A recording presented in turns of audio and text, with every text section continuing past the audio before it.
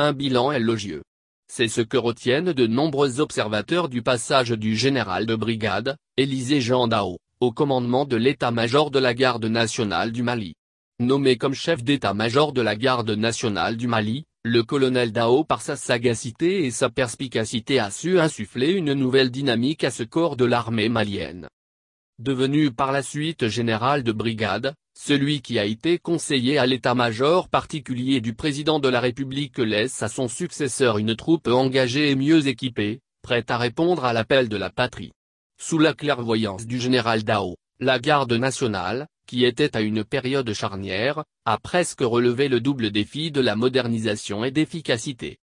Une fois à la tête de la Garde nationale en septembre 2020, Élisée Jean Dao, qui a gravi tous les échelons, s'est attelé à améliorer les conditions de vie et de travail des éléments de cette importante composante de l'armée malienne à travers plusieurs initiatives. Il s'agit du renforcement des capacités opérationnelles, la restructuration organique et opérationnelle de la Garde nationale, la rénovation des infrastructures à la Garde nationale, l'extension du bâtiment des ressources humaines de la Garde nationale, la réhabilitation du poste de police de l'état-major de la Garde nationale, des dortoirs hommes, femmes, la salle de repos.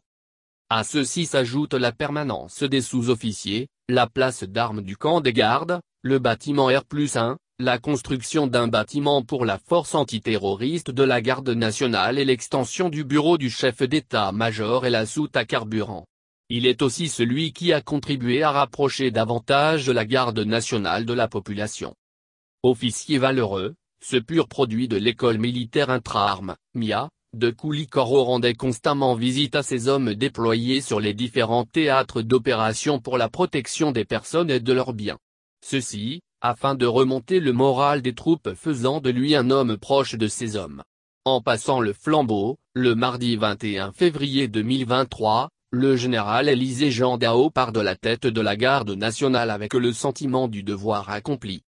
Le général Élisée Jean Dao a reçu plusieurs distinctions. Médaillé de la Croix de la valeur militaire, du mérite militaire, il est aussi récipiendaire de plusieurs médailles commémoratives de campagne, de la médaille d'or de la défense française, de la médaille de service de l'Union européenne et de la médaille commémorative de campagne des Nations Unies pour avoir servi comme observateur militaire des Nations Unies en République démocratique du Congo, Nord Kivu, Goma, Masisi et Kanyabayonga, de la médaille du G5 Sahel. Il a été chevalier de l'Ordre national du Mali en 2013, officier de l'Ordre national en 2020.